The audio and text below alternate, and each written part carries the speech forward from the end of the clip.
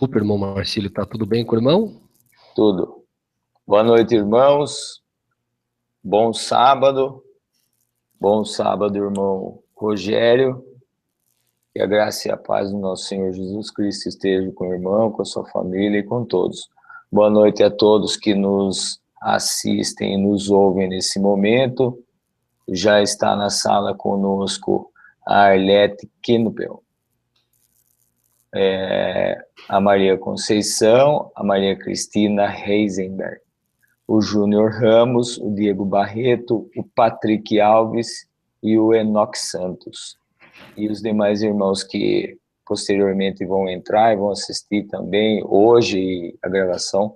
Deus abençoe a todos grandemente. Nós vamos fazer uma oração para dar início ao estudo de hoje.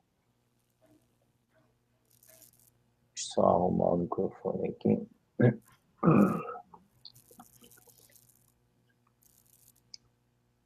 Meu querido e bondoso Pai, meu Senhor, obrigado por mais este sábado separado e santo, e sinal entre nós e o Senhor, e será a nossa marca até o fim dos tempos. Obrigado por isso.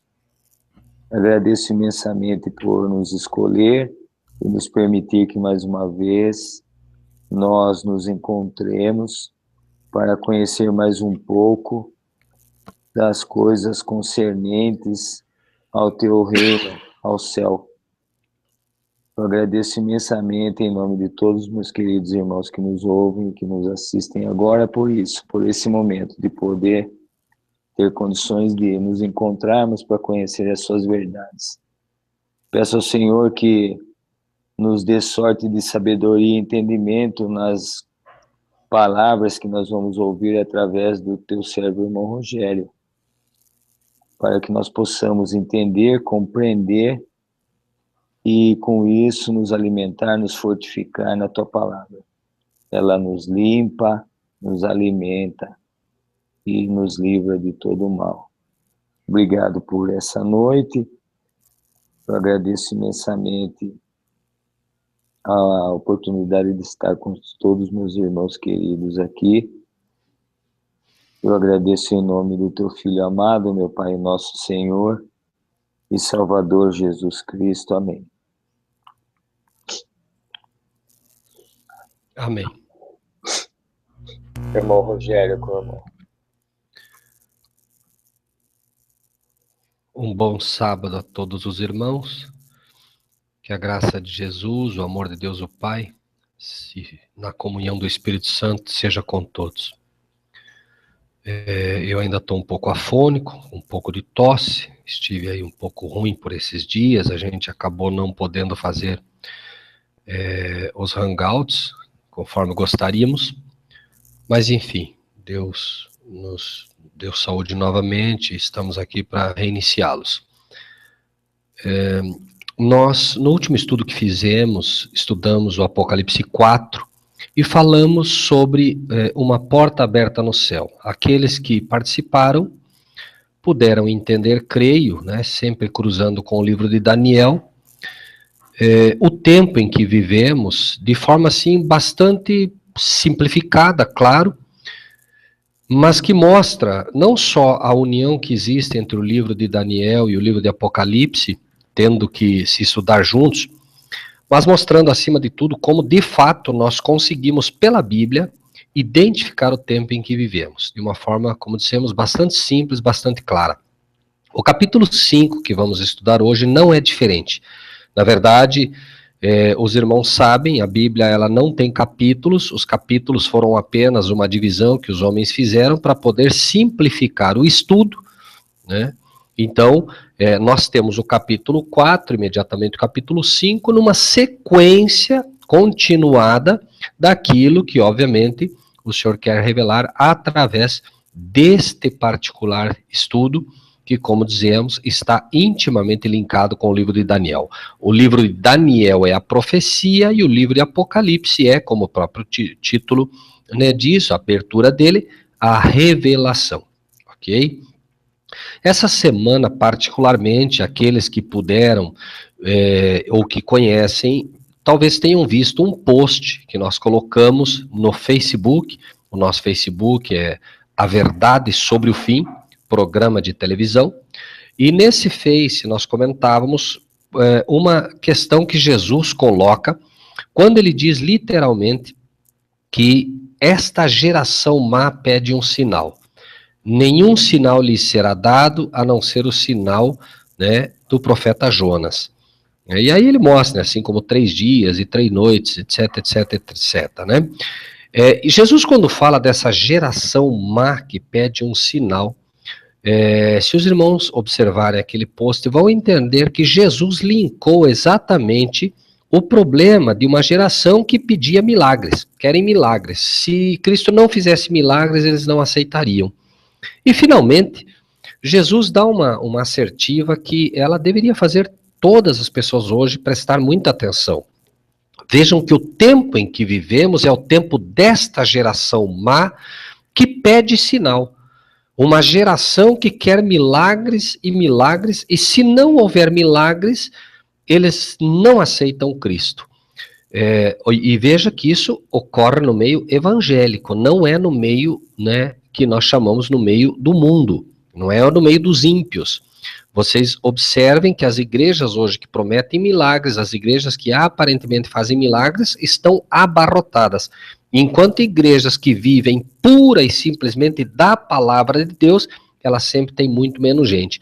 E Jesus, quando ele decreta isso, falando de uma geração má, essa geração, ele identifica essa geração exatamente pelo fato da geração pedir milagres, né? Que era o que os fariseus faziam e que era o que os judeus estavam fazendo lá, né? E, finalmente, o decreto dele é muito interessante, porque ele, depois de dizer, né, que seria dado apenas o sinal de Jonas, e o sinal de Jonas era exatamente porque eles aceitavam Jonas como um profeta de Deus, mas Cristo também, né, passaria 3 dias e 3 noites, e finalmente que o próprio Cristo ressuscitaria. Então haveria alguém ali maior que o próprio Jonas, uma vez que ficaria claro para todos que Jesus passaria pelo que Jonas passou, que era um profeta aceito por eles, mas passaria por algo além do que Jonas passou, que seria a ressurreição. Mas aí ele diz, inclusive, em outra instância, complementando esse assunto, ele diz que não ouvem Moisés e os profetas. Então, ainda que um anjo ressuscitasse e viesse trazer para eles uma mensagem, eles não aceitariam. Veja que interessante, ele diz, não ouvem Moisés e nem os profetas, né? E é exatamente o que ocorre hoje. A geração que está aí pede milagres, mas não ouve Moisés, né, o resumo de tudo que Moisés trouxe, sem dúvida nenhuma, o ápice do trabalho de Moisés foi dar a lei ao povo. Lembrem-se que a lei foi escrita pelo dedo do próprio Deus, não há no livro de Moisés absolutamente nada tão sagrado quanto a lei escrita na rocha pelo próprio Deus. Por isso, quando ele fala de Moisés, ele está falando da lei, não ouvem a minha lei, não querem ouvir a minha lei, e não ouvem os profetas, não ouvem, não estudam, e não estudando, não entendem as profecias. E então, obviamente, por não aceitar a lei, né, não estão protegidos dos enganos do inimigo, e por não aceitar e não entender e não aceitar os profetas, não entendem as profecias, não tendo, portanto, aquilo que a Bíblia chama de o espírito de profecia, né? Quando é dito, né, o testemunho de Jesus é o espírito de profecia, não tendo esse espírito de profecia, não conseguem detectar os sinais dos tempos linkados às profecias de Deus, e aí, obviamente, né, você não tendo nenhuma coisa que Deus pede que você tenha e nem outra, você vai buscar alguma outra coisa para preencher o vazio que certamente ficará no coração, né, daqueles que de uma ou de outra forma estão buscando, né? Então, por que fazemos essa pequena introdução? Porque é exatamente o que vamos encontrar no livro que estamos estudando hoje, que é o capítulo 5. Vamos então, a partir de agora, tendo essa pequena introdução, entendendo a importância do estudo das profecias, entendendo a importância, né, da lei de Deus no escopo profético. Lembrem-se sempre, amados irmãos, né, capítulo 12, capítulo 12 do Apocalipse, versículo 17, onde é dito claramente: o dragão, o diabo, irou-se contra a mulher, irou-se contra a igreja, e foi fazer guerra ao restante da sua semente, ao resto da igreja, aqueles que permaneceram firmes, que são os que guardam os mandamentos de Deus e têm o testemunho de Jesus Cristo. Então veja que o livro é bastante claro, bastante simples, mostrando exatamente a necessidade, né? Por quê? Porque o diabo vai perseguir e vai criar uma guerra realmente com quem o incomoda. E quem o incomoda de fato são os que procuram guardar os mandamentos de Deus e têm o testemunho de Jesus Cristo. E o próprio capítulo 14 também mostrando a missão dos 144.000, no versículo 12, 14 e 12, traz uma tônica muito semelhante. Aqui está a paciência dos santos. Aqui estão os que guardam os mandamentos de Deus e a fé em Jesus, mostrando aqueles que vencerão a besta finalmente. Então, os que vencerão a besta são os que têm o testemunho de Jesus e que, obviamente, guardam os mandamentos da lei de Deus. Veja que encontramos a mesma coisa aqui.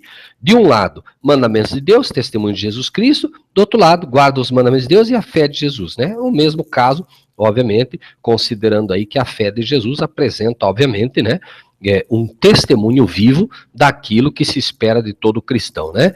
E em outra parte vamos encontrar o que dizemos, né, o testemunho de Jesus é o espírito de profecia. Então, que guarda os mandamentos de Deus e tem o espírito de profecia, tenha o espírito profético. Buscam estudar as profecias e, buscando estudar as profecias, obviamente, Deus vai revelar aqueles que buscam, não é aqueles que simplesmente dizem que o Apocalipse é um mistério, obviamente não terão muita dificuldade para entendê-lo, porque a própria premissa de dizer que ele é um mistério, né, é como se fechasse as portas para o entendimento profético daquilo que se quer.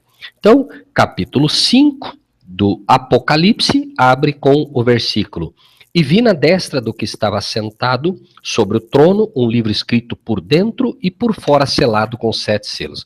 Já aqui nós temos um pequeno probleminha de tradução. Os irmãos, basta prestar atenção e os irmãos vão ver que não há como existir um livro selado que você não possa ler se esse livro estiver escrito por dentro e por fora. Né? Vejam bem o texto.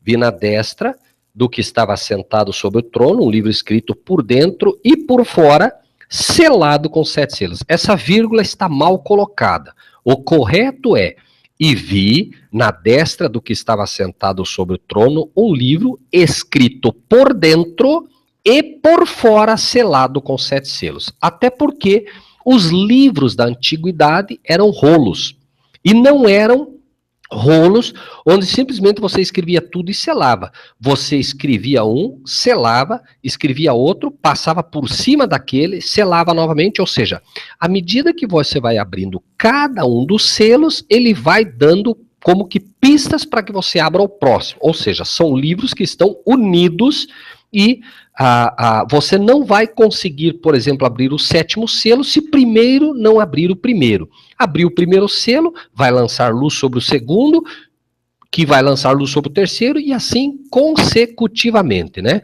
Por quê? Porque as profecias de Deus, elas são unidas, né? Então, vi na direita, a destra aí é direita, do que estava sentado sobre o trono, que é o mesmo de Apocalipse 4, vi na direita de Deus, o Pai, o que está sentado sobre o trono, um livro escrito por dentro e por fora selado com 7 selos. Então, o Pai aqui se apresenta como tendo na mão direita a mão do favor, ou seja, ele não está retendo esse livro para si, ele está oferecendo esse livro, por isso faz questão de dizer que está na mão direita, porém, não é porque ele está oferecendo o livro que alguém teria condições de tomar o livro, abrir e entendê-lo.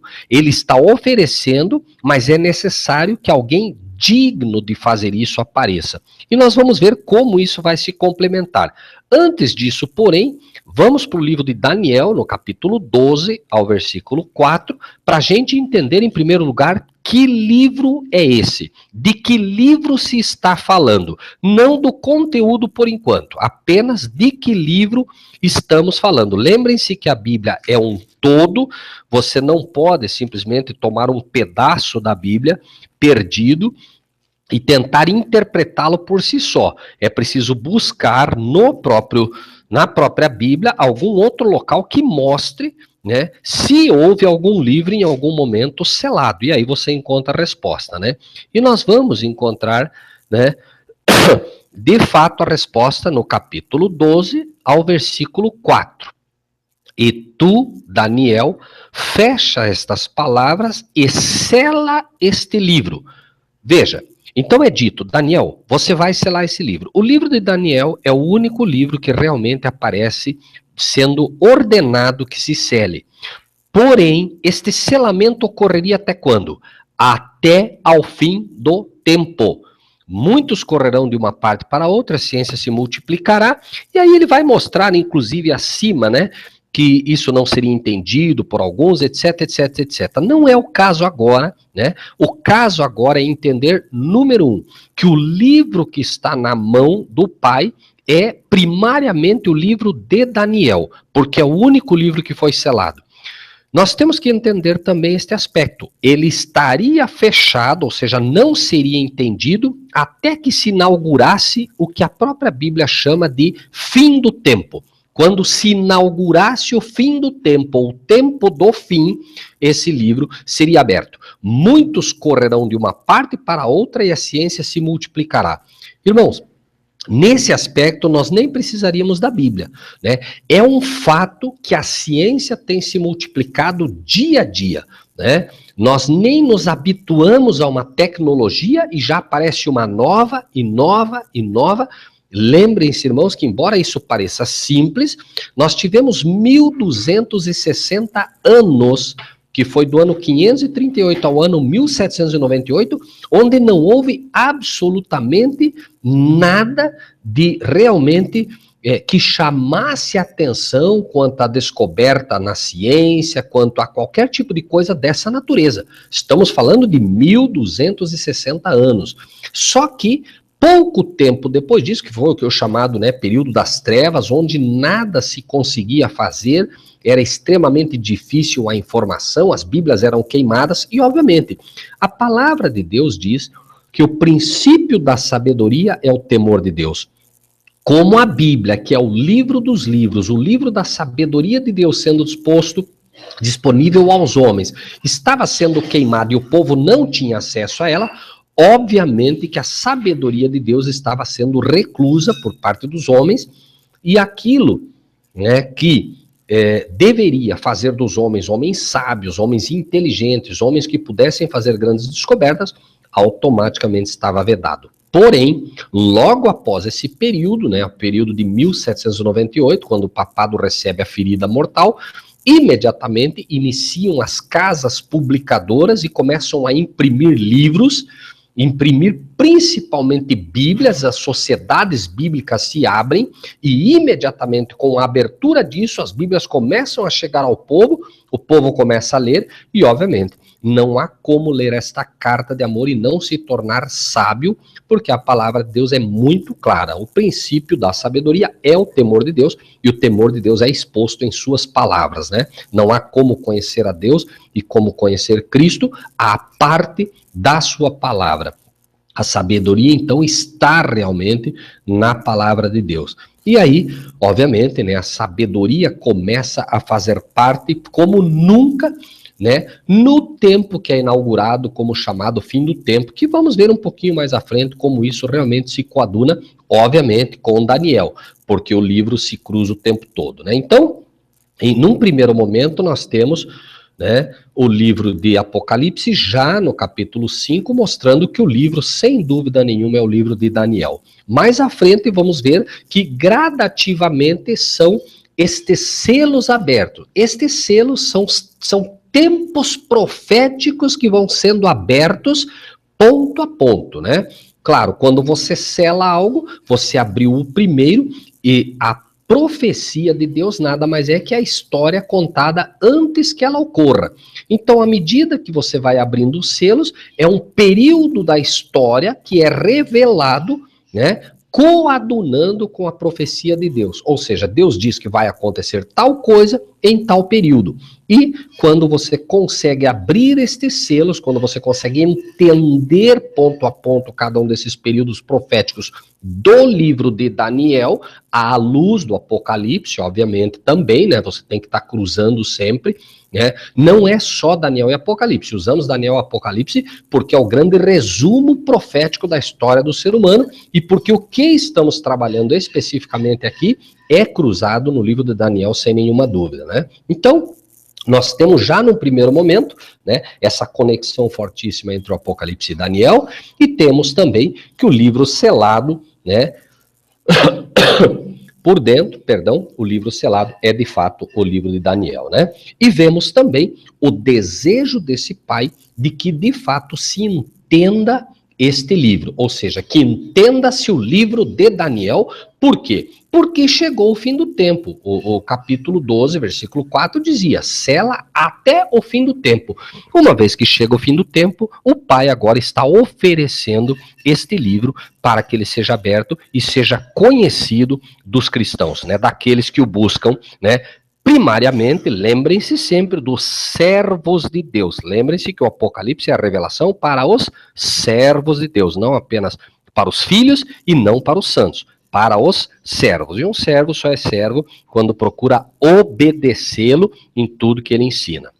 Versículo 2, viu um anjo forte, bradando com grande voz, quem é digno de abrir o livro e de desatar os seus selos? Veja então que João está tendo uma visão, nós já vimos no passado que essa visão era uma visão do que ocorreria no futuro. João não está presente fisicamente. Lembrem-se que essa visão do Apocalipse é dada no ano 92, Cristo já tinha morrido, já havia ascendido ao céu, e no ano 92 ele preso na ilha de Patmos, ele tem uma visão e ele vê, ele tem uma visão primariamente do tempo em que está ocorrendo, ano 92, o que está ocorrendo no céu, mas depois, a partir do capítulo 4, como vemos, 4:1, depois destas coisas, olhei e eis que estava uma porta aberta no céu, e a primeira voz, que como de trombeta ouvira falar comigo, disse, sobe aqui e mostrar-te as coisas que depois destas devem acontecer, ou seja, sobe aqui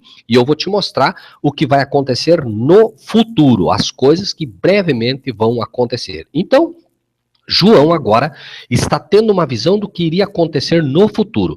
Veja que nem precisaríamos isso, uma vez que já vimos que Daniel 12:4 é taxativo, o livro seria aberto no tempo do fim. Infelizmente, muitas pessoas colocam tanto Apocalipse 5 quanto esses trechos de Daniel no passado. É triste.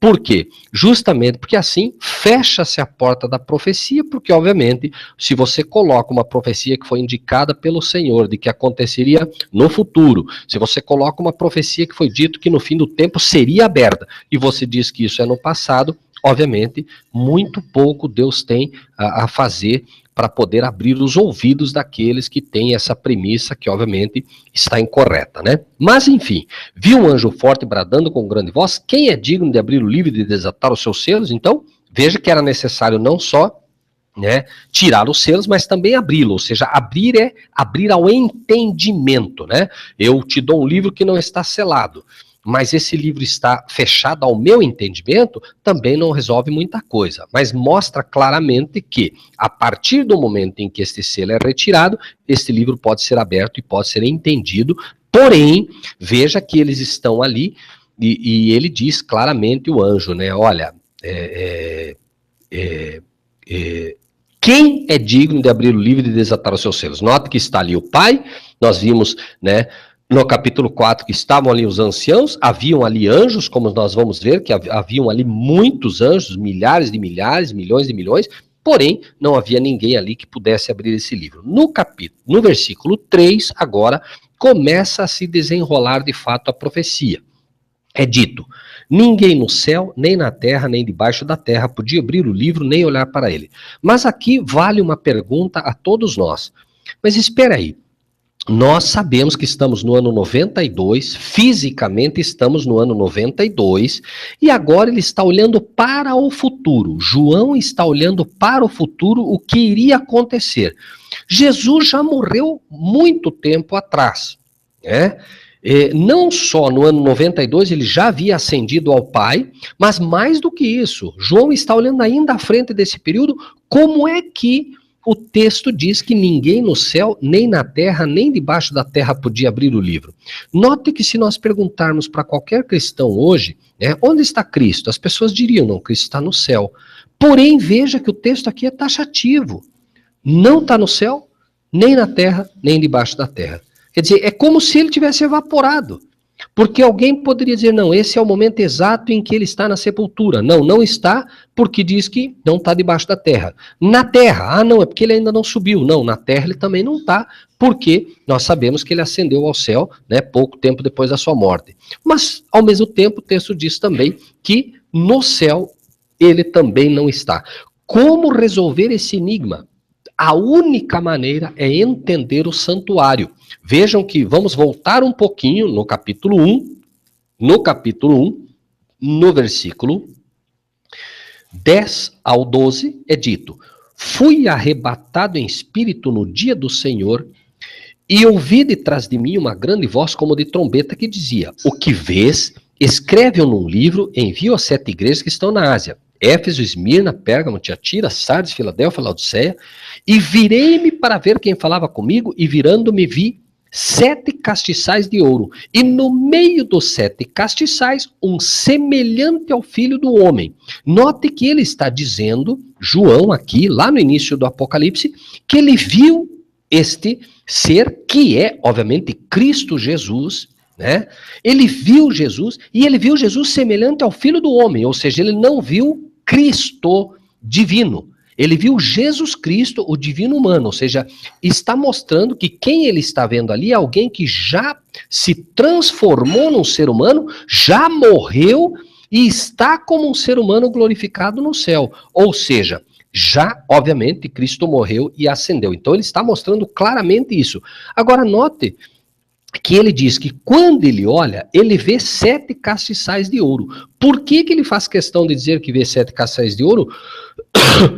Porque Deus está mostrando exatamente em que local Cristo está. Veja que Cristo não está na terra, não está debaixo da terra e não está no céu. Ele está no local intermediário que a Bíblia chama de santo no santuário. Lembre-se, havia o átrio, onde estava o altar do sacrifício, onde se matava o cordeiro, que representava Cristo.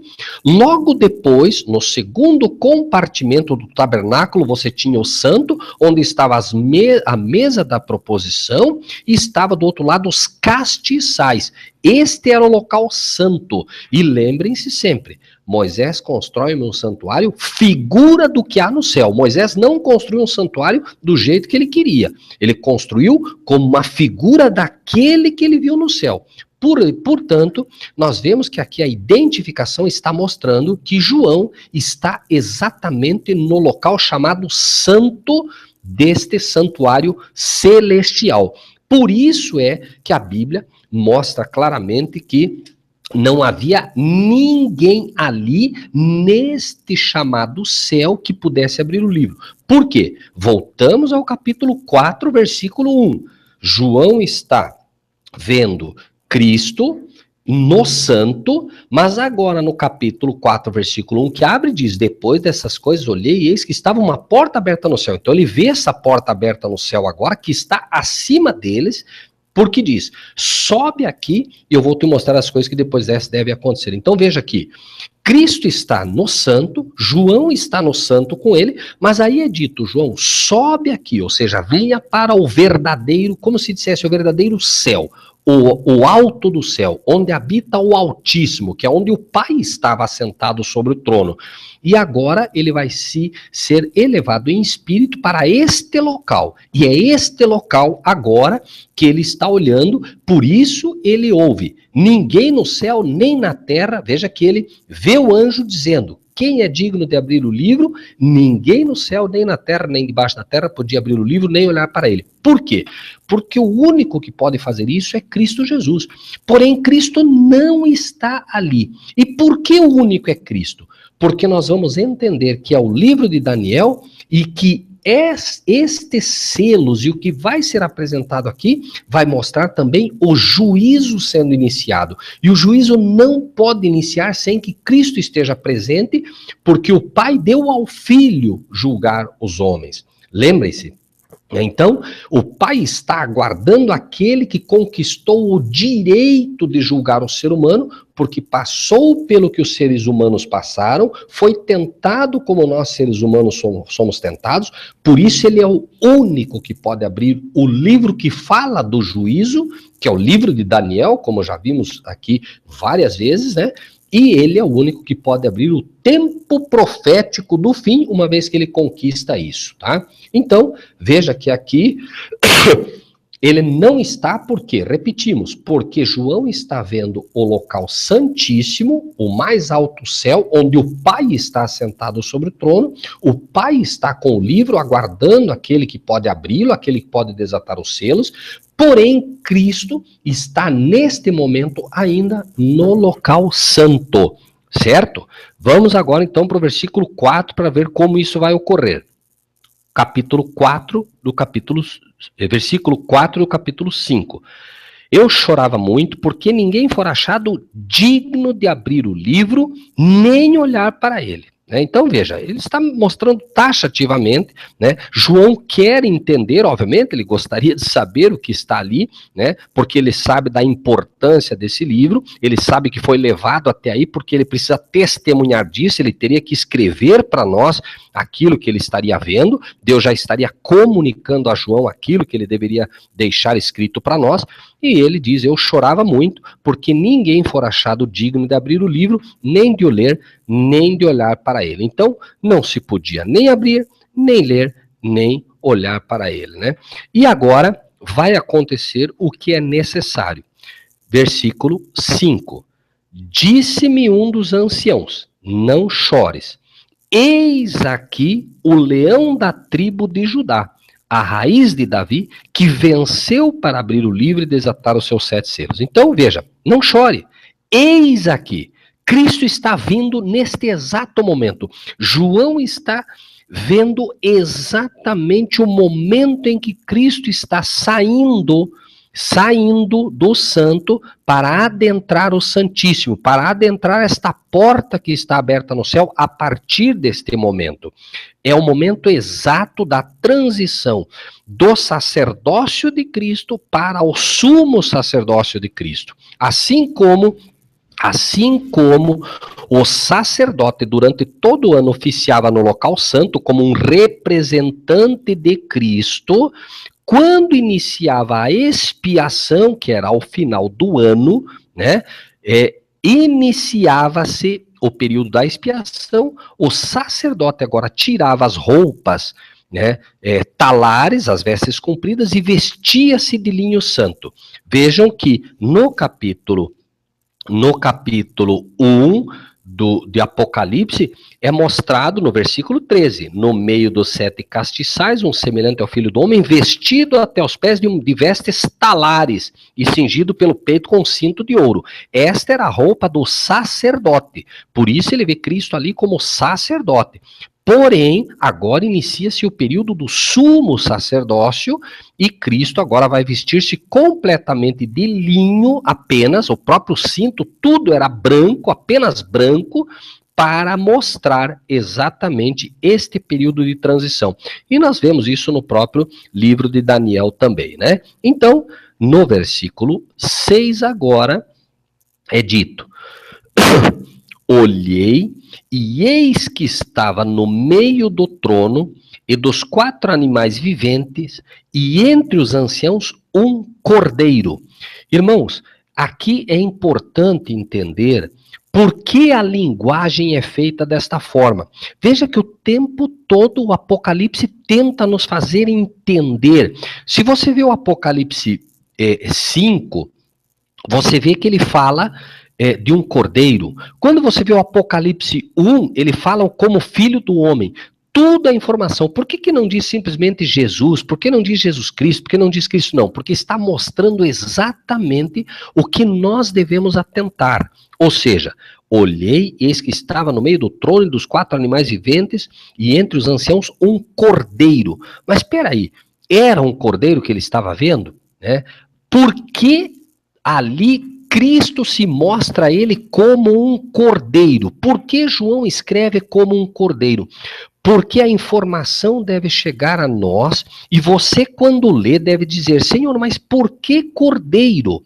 Porque Deus está te dizendo, porque esta é a linguagem do santuário, filho. Eu quero que você vá estudar o santuário para que você possa entender o que está acontecendo aqui.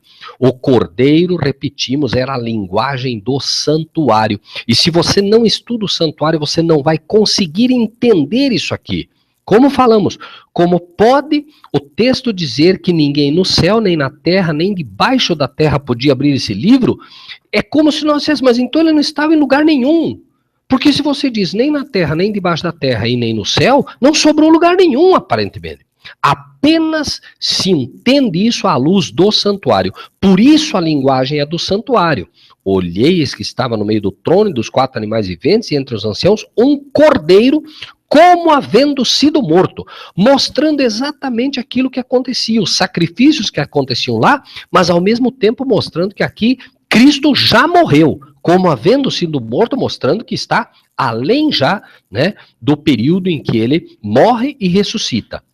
E diz, tinha 7 pontas, ou seja, tinha essas pontas, é a plenitude do poder. Aqui ele está recebendo a plenitude do poder. Pontas ou chifres são poder no livro de Daniel, né? E olhos, obviamente, é a visão, né? Os olhos, diz a palavra de Deus, se os teus olhos forem bons, todo o teu corpo terá luz. É claro, esses olhos são olhos que penetram tudo. É como se você tivesse um livro selado e agora você consegue enxergar aquilo que outros não enxergam. Por isso Cristo aqui é representado como tendo todo o poder e como tendo, né, essa onisciência agora dada pelo Pai. Não vamos confundir as coisas, certo? Veja que ele tem, ele não é, ele tem a plenitude do poder e ele tem a plenitude da, digamos assim, visão espiritual agora, não só espiritual, mas para poder entender também o que se passa em todas as suas igrejas na Terra, né? E diz aqui que essas 7 pontas e os 7 olhos são os 7 espíritos de Deus enviados a toda a Terra. Aqui a mensagem é: estes 7 espíritos de Deus são os anjos de Deus, a plenitude dos anjos de Deus. Esses 7 espíritos são os mensageiros de Deus, porque são enviados a toda a terra, certo? Então os anjos de Deus agora vão auxiliar os mensageiros de Deus nessa terra para que possam compreender, para que possam ter o mesmo poder que Deus recebeu, porque ele diz, né, que ele quer dar isto àqueles que são seus, né, ao próprio reino, ele quer dividir com os que lhe pertencem, e quer, obviamente, tudo aquilo que ele recebe para dar. Ele comunica isso aos seus servos na terra. Por isso, enviados a toda a terra. Toda essa luz do livro de Daniel não é para o universo, é para a terra. É a terra que necessita entender, né, a profecia de Daniel, obviamente, e com o livro de Apocalipse, uma vez que o juízo é estabelecido apenas para as pessoas da terra. Os outros mundos que não caíram, os anjos que não caíram, não têm esse juízo, né? E o juízo dos anjos caídos, obviamente, ainda não começou. Eles estão como que já condenados, mas o juízo sentencial é bem depois, né? Então, aqui está mostrando, né, esses aspectos do que representa, né, as 7 pontas, o poder, os 7 olhos, que são os 7 espíritos de Deus enviados a toda a terra. Uma vez que Cristo, nós vamos ver aqui, está recebendo isso tudo. E vem o versículo 7, então. Veio, note que ele não estava primeiro ele aparece, aí ele veio, tomou o livro da direita do que estava sentado sobre o trono. Aqui está acontecendo exatamente a promessa do livro de Apocalipse. Vejam, o que está acontecendo aqui? O filho vem e recebe, ou toma, no termo bíblico, do pai, o livro agora que estava selado, que é o livro de Daniel. Cristo, quando estava na terra, disse: o dia e a hora ninguém sabe, somente meu pai.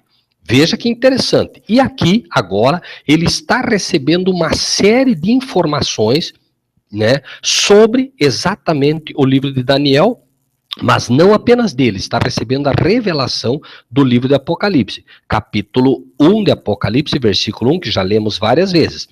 Revelação de Jesus Cristo, a qual Deus lhe deu para mostrar aos seus servos o objetivo final pelo qual Cristo recebe essa revelação, é para mostrar aos seus servos as coisas que brevemente devem acontecer. Pelo seu anjo, aqui encontramos, né, em primeiro lugar, o anjo Gabriel recebendo, e depois, obviamente, né, por estes chamados 7 espíritos, que representa a totalidade dos anjos, espíritos ministradores de Deus, que estarão trabalhando a favor dos servos de Deus. Vejam que no próprio capítulo 1, versículo 1, finalizando, revelação de Jesus Cristo, a qual Deus lhe deu, é o que está acontecendo no capítulo 5, né, para mostrar aos seus servos as coisas que brevemente devem acontecer, pelo seu anjo as enviou e as notificou a João, seu servo. E o versículo 4 do mesmo capítulo 1 diz: João, às 7 igrejas, João, a todas as igrejas que estão na Ásia, plenitude das igrejas, graça e paz seja convosco da parte daquele que era e que há de vir, que é o Pai, e dos 7 espíritos que estão diante do seu trono. Veja que aqui esses 7 espíritos representam, irmãos, não só a plenitude dos anjos, mas representam também todos os atributos de Deus que são outorgados pelo seu Espírito. Aqui nós vamos encontrar esses 7 atributos na longanimidade, na paciência, na perseverança, enfim, né? Os atributos que são dados pelo Espírito de Deus também, né? Não é o foco, claro, existe muita coisa para a gente ainda aprender sobre todos esses aspectos, mas se a gente desviar muito do assunto, certamente nós vamos ter dificuldade, e nem eu seria capaz, obviamente, de apresentar tudo aquilo que a Bíblia tem ainda em relação aos 7 espíritos, em relação, né, a todos os dons espirituais que são concedidos através do Espírito de Deus, aqui representados com o número 7, que nós sabemos é o número da plenitude, não é 7 porque é 7 literal, mas sim a plenitude de Deus. Por isso o Apocalipse é o livro da plenitude, 7 igrejas, 7 taças, 7 trombetas, né? O tempo todo nós encontramos isso. Então, né, quando nós conseguimos aprender realmente sobre aquilo que Deus está tentando apresentar, nós vamos vendo gradativamente que Deus, à medida que o tempo passa e o tempo do fim se abre diante de nós, Deus vai dando muito mais luz ao seu povo, para que o seu povo possa realmente fazer frente a todas essas trevas que o inimigo certamente está lançando sobre o mundo hoje, né? Então, versículo 7, veio, tomou o livro da destra do que estava assentado no trono. Se nós voltarmos apenas um pouquinho, para que a gente possa ter uma visão um pouco mais clara disso, no versículo 6 que a gente leu, vejam que diz assim, ó, olhei, eis que estava no meio do trono e dos 4 animais viventes, e entre os anciãos um cordeiro como havendo sido morto, tinha 7 pontas, 7 olhos. Vejam o que diz o capítulo 7, no versículo 13, do livro de Daniel, que bate com esta descrição, 7:13. Veja, eu estava olhando nas minhas visões da noite, Daniel está dizendo, eu estava olhando nas minhas visões da noite, e eis que vinha nas nuvens do céu um como filho do homem, e dirigiu-se ao ancião de dias, e o fizeram chegar até ele. Veja que está acontecendo exatamente o que estamos vendo aqui, ó. O pai estava no meio o filho agora está no meio do trono e dos 4 animais viventes, e entre os anciãos, e este cordeiro, que é o que chegou. Veja que o versículo 7 diz, veio e tomou o livro da direita do que estava sentado no trono. Veja que ele bate certinho com Daniel 7, repetindo, né, versículo 13, que diz, eis que vinha nas nuvens do céu como filho do homem, e dirigiu-se ao ancião de dias e o fizeram chegar até ele. Note que não está falando da vinda de Cristo à terra. Diz que ele vinha nas nuvens do céu, ou seja, ele está numa região celestial, e ele é levado até onde está o Pai. Notem que a Bíblia é bastante perfeita, né? Daniel teve, portanto, a mesmíssima visão que teve João. Porém, a diferença é que Daniel vê como uma profecia e João recebe como uma revelação daquilo que já vai estar para acontecer. Daniel recebeu isso tudo e foi dito, Daniel sela porque isso é ainda para muitos dias, muito para frente, né? E João recebe, só que recebe já dizendo, né, olha, escreve as coisas que brevemente vão acontecer. João, vai acontecer daqui a pouco. É claro que o brevemente de Deus, um Deus que é eterno, não é o brevemente do ser humano. O ser humano entende que quando você diz breve é daqui 1 mês, daqui 5, daqui 1 ano. Não, para Deus, o breve, um Deus que é eterno, o breve é o que ele determina que é breve. Para um Deus que é eterno, 5, 10, 20, 30, 1000 anos, enfim, não importa. Se Deus diz que é breve e acabou. As pessoas discutem, né? Mas que breve que é esse, que demora tanto, que nunca vem, que isso, que... Nós não temos que discutir a brevidade segundo a palavra de Deus. Se Deus diz que é breve, ponto. Nós aceitamos e acabou, certo? Ele é quem sabe o que é breve e o que não é, segundo a sabedoria dele, que ele determina para cada período profético. Bom, veio, tomou o livro da direita do que estava sentado no trono. Havendo tomado o livro, depois que ele toma esse livro, os 4 animais e os 24 anciãos prostraram-se diante do cordeiro, tendo todos eles harpas e taças, algumas versões dizem, outras versões dizem salvas de ouro, cheias de incenso, que são as orações dos santos. Olha que interessante aqui. No santuário havia o santo e o santíssimo. O santo, imediatamente, né, como nós falamos, no santo havia de um lado havia a mesa com os pães da proposição, do outro lado os castiçais, que nós vimos lá de João capítulo 1, e ao fundo, praticamente colado no véu que fechava a porta para o Santíssimo, havia um incensário. Esse incensário, curiosamente, quando ele era acendido, a fumaça subia e passava para o local santíssimo, mostrando exatamente que haveria um dia que as orações dos santos alcançariam diretamente este local, o Santíssimo. Claro que essas orações não poderiam chegar ao local santíssimo antes que a porta do Santíssimo se abrisse.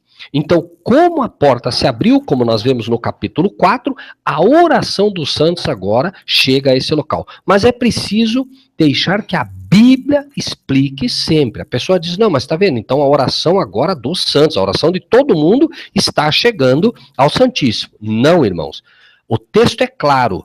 Tendo harpas e salvas de ouro, cheias de incenso, que são as orações dos santos. Então, peraí, a oração de quem que chega lá? A oração dos santos. E quem são eles? Novamente, para que fique isso bastante claro, a oração de quem que chega ao Santíssimo, Apocalipse 14, né, Apocalipse 12 em primeiro lugar, versículo 17.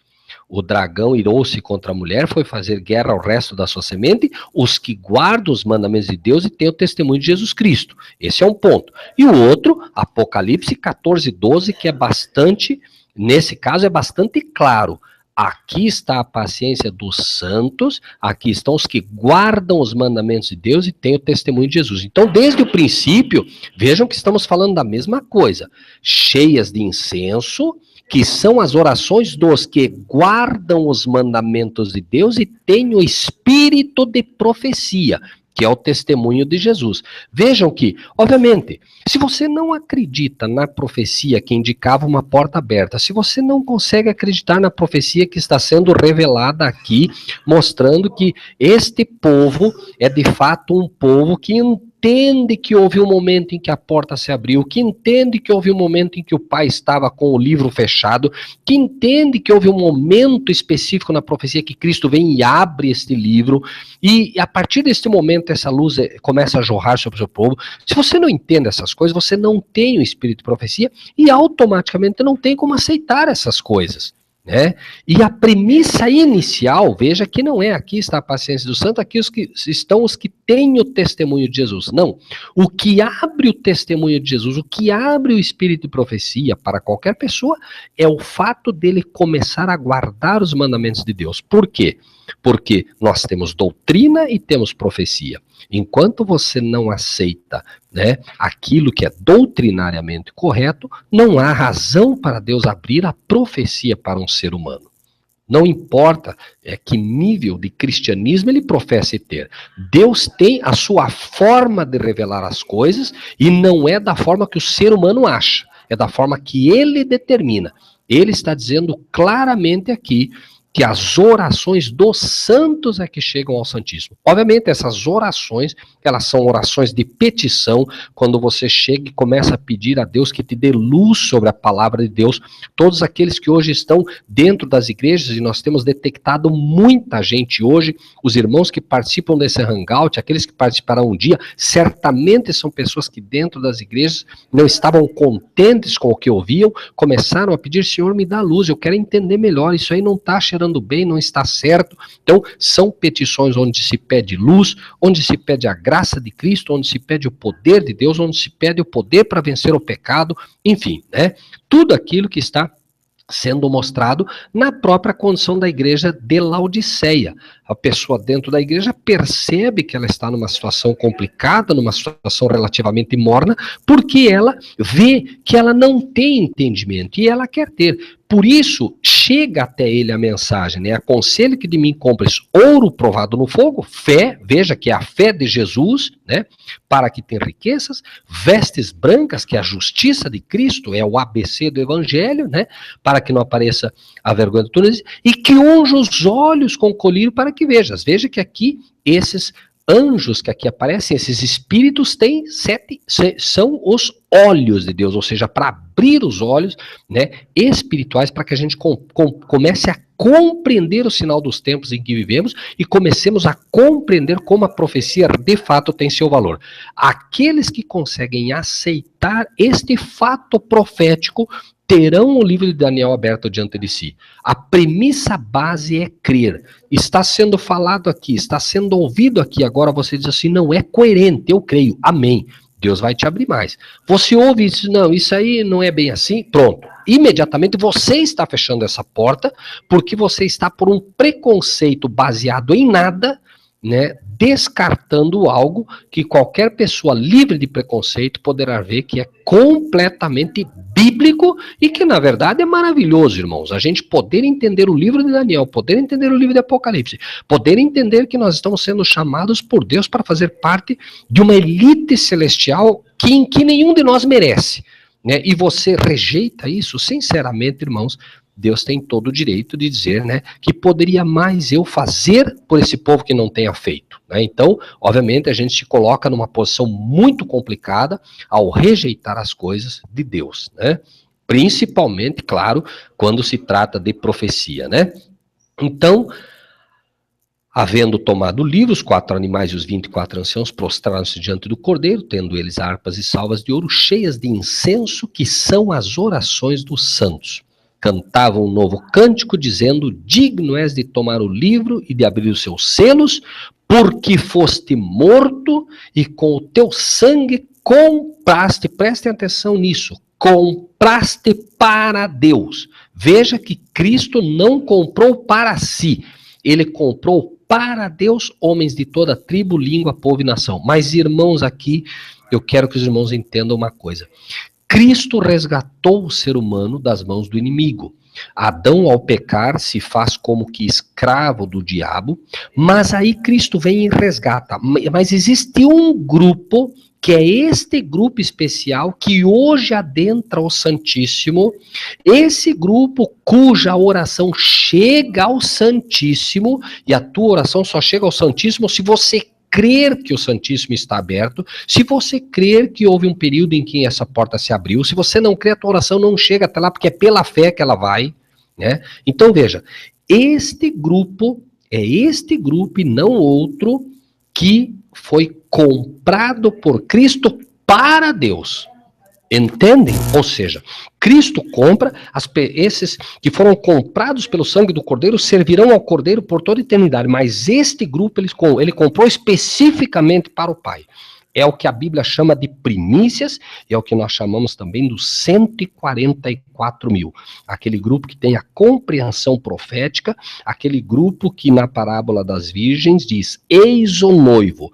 Por que eles dizem eis o noivo? Porque eles estão ligados nas profecias, e eles conseguem detectar os sinais dos tempos para poder dizer exatamente isso, eis o noivo, com propriedade bíblica. Não simplesmente eis o noivo, Cristo está vindo, mas por quê? Não sei, eu acho que está vindo. Não, está escrito, e eles mostram profeticamente essa proximidade, como foi exatamente a pregação que aqueles que entenderam o livro de Daniel, no tempo em que foi aberto, lá em meados de 1842, pregavam exatamente o quê? Eis o noivo. Exatamente o tempo profético, uma vez que se inaugura o tempo do fim, eles começam a pregar exatamente esta mensagem, porque estudaram nenhum outro livro que não fosse com mais afinco que o livro de Daniel, especificamente capítulo 7, 8 e 9, que é exatamente os capítulos que estamos reestudando aqui, mostrando a conexão que existe com o juízo que ali se apresentou. E naquela época, obviamente, inaugura-se o juízo também. Não é o caso agora, mas vamos mais à frente adentrar isso com um pouco mais de cuidado, né?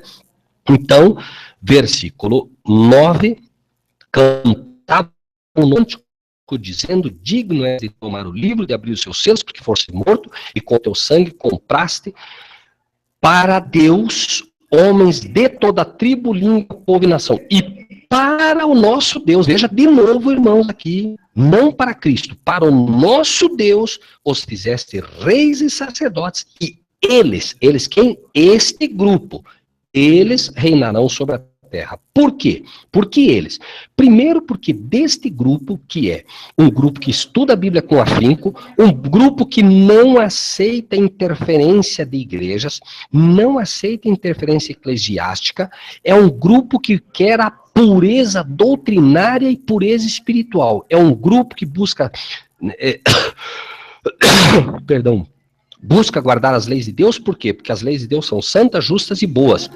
Estudando e guardando as leis de Deus, esse grupo vai se transformando em pessoas justas, santas e boas. E é exatamente o que Deus precisa. Um sacerdote precisa ser, em primeiro lugar, santo, justo e bom. Um rei precisa ser santo, justo e bom.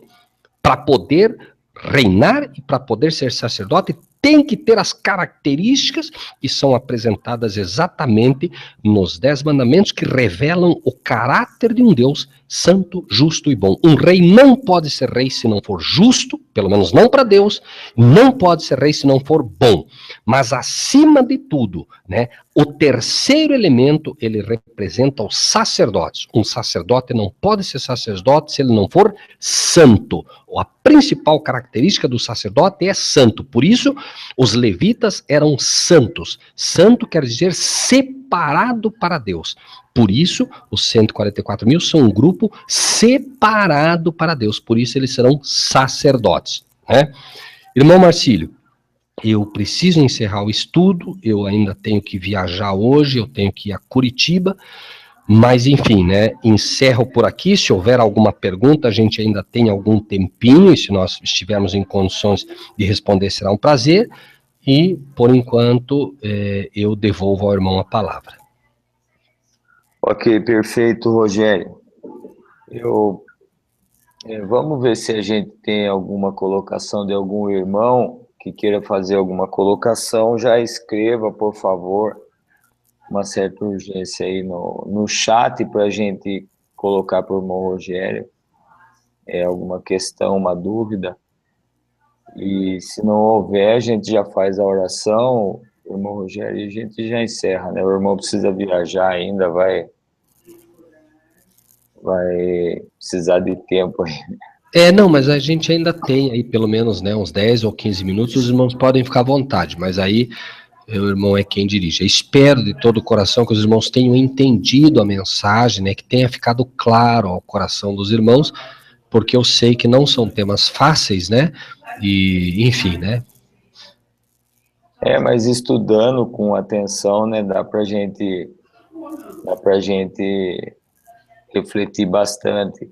Eu falei o último estudo que eu estou salvando o chat no Word, e do último estudo vários irmãos pediram, eu mandei, enviei por e-mail, tudo o que aconteceu no chat, os comentários e todas as passagens que a gente coloca no chat, eu coloco no Word. Quem quer ouvir o estudo e ver as passagens, tudo fica fácil de estudar.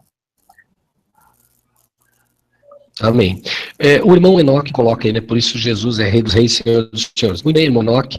Agora, lembrem-se, meu amado irmão, irmãos e irmãs, que a Bíblia apresenta o tempo todo informações para nós, e o Senhor espera que a gente busque, né, pelo Espírito de profecia, como falamos, que a gente busque sabedoria para poder colocar o tempo de cada cumprimento. Sim, Jesus é Rei dos Reis e Senhor dos Senhores por promessa, não ainda por efetividade, ou seja, Cristo hoje ainda é sumo sacerdote, tá bom, irmãos? Finalmente, daqui a pouco ele retira as vestimentas de sumo sacerdote e vai envergar as vestes de rei. Ok, meus irmãos? Por favor, entendam isso, tá? Então, ele é Rei dos Reis, Senhor dos Senhores, por promessa. Não é ainda de forma efetiva, porque ainda não foi coroado Rei dos Reis, Senhor dos Senhores. Será coroado pelo Pai quando vier buscar os seus, ok? É aí que ele realmente assume a terra como por direito dele. A partir do momento que o inimigo for aprisionado, ele assume por direito aquilo que lhe pertence, ok? O Alexandre está perguntando aqui sobre o irmão Jefferson. Eu, irmãos, prefiro não falar sobre esse assunto, me perdoem, é um assunto que já a gente desgastou demais e não creio que vai ajudar os irmãos aqui no Hangout, tá bom, meu irmão Alexandre? Quem sabe se o irmão quiser depois entrar no chat do Face, deixa a pergunta lá, prometo ao irmão que eu lhe respondo por lá, tá bem, meu amado? É melhor a gente não fazer esses comentários, porque daí a gente vai abrir o direito da pessoa ter que falar, né? Nós estamos preservando o canal somente para o estudo mesmo, Rogério, então... Sem dúvida, né? Não que a gente, né? Mas, irmão Alexandre, agradeço de coração que o irmão entenda, tá? Porque realmente acho que o escopo, né, do estudo aqui, muitas pessoas vão entrar, nem sabem nada disso, né? Acabam ficando meio perdidas, tá bom? Ok. Vamos orar, irmão? Vamos. Grandioso Deus e Pai, particularmente agradeço ao Senhor, de forma toda especial, pelo privilégio de poder chamar a esses irmãos e irmãs de meus irmãos. É uma honra para mim tê-los como meus irmãos e irmãs. É uma honra, Senhor, saber que o Senhor está chamando pessoas com desejo profundo de aprender. Creio, Pai, que do alto do teu trono, o Senhor, quem sabe neste dia consegue esboçar um pequeno sorriso, Senhor, ao ver que pessoas estão hoje querendo realmente servir ao Senhor de todo o coração. Se nós aqui na terra nos alegramos, Senhor, ao ver essas pessoas nascendo como um fruto do desejo teu, como o resultado da oração do teu filho, quando disse, Pai, que eles sejam um, como eu e tu somos um. Quando vejo, Pai, essas pessoas saindo das igrejas, saindo do sistema, Senhor, querendo realmente a verdade, nada menos que a verdade, pessoas que estão buscando, que querem se entregar de todo o coração ao Senhor, eu só posso me alegrar e dizer, louvado seja o Senhor, Pai. Muito obrigado por este privilégio maravilhoso. O Senhor não me permita, Senhor, nem a mim, nem ao Marcílio, nem a nenhum de nós decepcionar esses amados irmãos e irmãs que chegam. abençoe grandemente a todos eles, aqueles que um dia ainda estarão em contato com esses hangouts, teus anjos possam ir à frente, Senhor, e preparar os corações, e que possa o Senhor Pai Celestial, assim como um dia o Senhor gravou pelo teu Espírito, Senhor, pelo teu poder, a tua lei na rocha, possa gravar também essas palavras no coração de cada um daqueles que te pertencem, e que eles possam, Senhor, entender a profundidade e a santidade do chamado que tem diante do Senhor. Que o teu Espírito possa acompanhá-los, que este sábado seja tudo aquilo, Senhor, que o Senhor quer que seja a cada um dos teus servos nessa terra, que possam de fato ter a cada momento a presença de teu Filho no coração e que o Espírito teu Espírito, o Espírito Santo, possa trabalhar em nossos corações. É em nome de Jesus, o nosso Salvador, que nós oramos. Amém. Amém. Amados irmãos, muito obrigado. Foi um privilégio ter estado com vocês. É sempre um privilégio, na verdade. Por favor, se puderem nos ajudar, façam seus comentários depois, né? Vocês saem, copiam o link, saem, voltam depois, né? Quando ele estiver já carregado, o irmão Marcílio entende isso melhor. Mas, por favor, irmãos, deem o seu comentário ali, né? Deem o seu ok, para que outras pessoas possam também, né, receber esse estudo, se é que os irmãos realmente entendem que há luz neles, né? Obviamente que se os irmãos não entendem, nem podem fazer isso, tá bom? Deus os abençoe grandemente, irmão Marcílio, muito obrigado mais uma vez pelo privilégio, que o irmão possa ser grandemente abençoado, tá bom? Amém. Que o Senhor continue preservando essa dádiva que Ele concedeu ao irmão de poder nos revelar as coisas concernentes ao teu reino. Obrigado por isso, Rogério. Boa noite a você, um bom descanso, boa viagem aí até Curitiba. Boa noite a todos os irmãos, fiquem todos com Deus. Nós voltamos, se Deus assim permitir, na sexta-feira que vem às 21 horas. Amém. A irmã Arlete parece que fez uma pergunta, né, irmão Marcílio? Não sei se o irmão poderia responder a ela, tá? Se não, qualquer coisa, tá bom? Ah, tá ok. Ok. Deus abençoe grandemente a todos. Um prazer ter estado com vocês. Ósculo santo a todos. Tá ok. Fiquem todos com Deus. Amém.